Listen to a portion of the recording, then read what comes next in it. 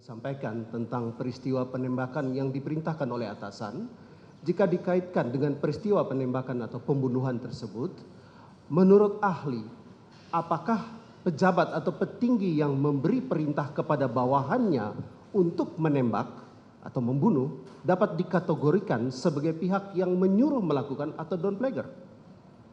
Iya, kalau kita lihat dari kapasitas penyertaan tadi, beberapa bentuk ya dari penyertaan tadi, maka yang paling relevan adalah menyuruh lakukan, karena menyuruh itu berarti kan bisa berupa perintah atau instruksi yang dilaksanakan oleh orang yang sesungguhnya tidak bisa dimintakan pertanggungjawaban.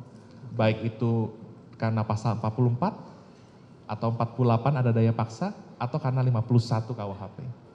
Jadi dalam konteks yang tadi lebih tepat yang menyuruh melakukannya? Iya, karena caranya tidak dibatasi. Oke. Dan juga orang yang disuruh lakukan tadi tidak bisa dipertanggungjawabkan hanya karena dia merupakan seorang alat.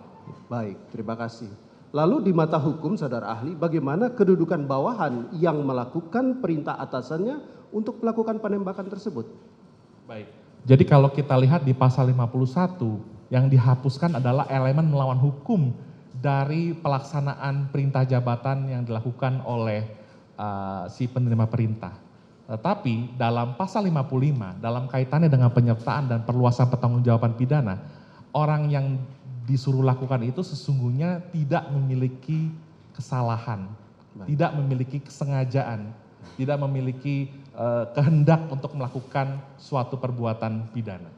Baik, terima kasih saudara ahli.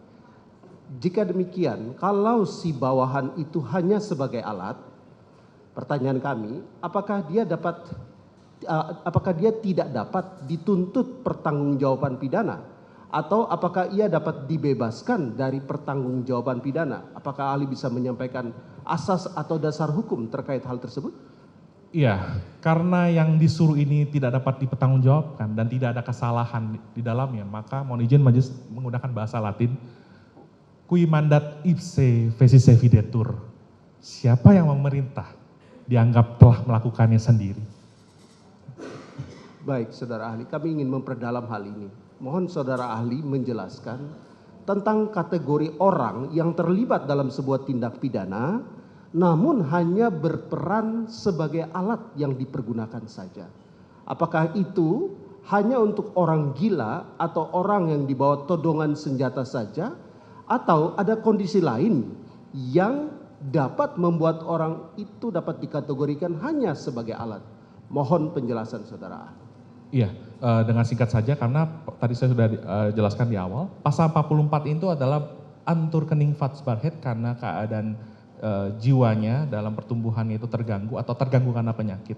Dia berikike ontwikkeling atau zikkelik storing, merupakan alasan pemaaf. Ada juga orang yang tadi berada dalam keadaan daya paksa relatif ketika dia ditodong senjata, dia diperintahkan untuk melakukan suatu tindak pidana, misalnya untuk membunuh orang lain. Itu adalah overmah dalam konteks relatif. Baik.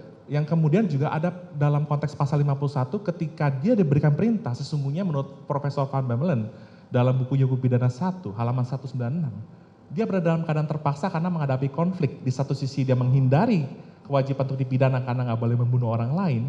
Di sisi lain dia juga ada ketaatan dan kepatuhan untuk melaksanakan perintah tersebut. Baik, terima kasih, sangat mencerahkan. Selanjutnya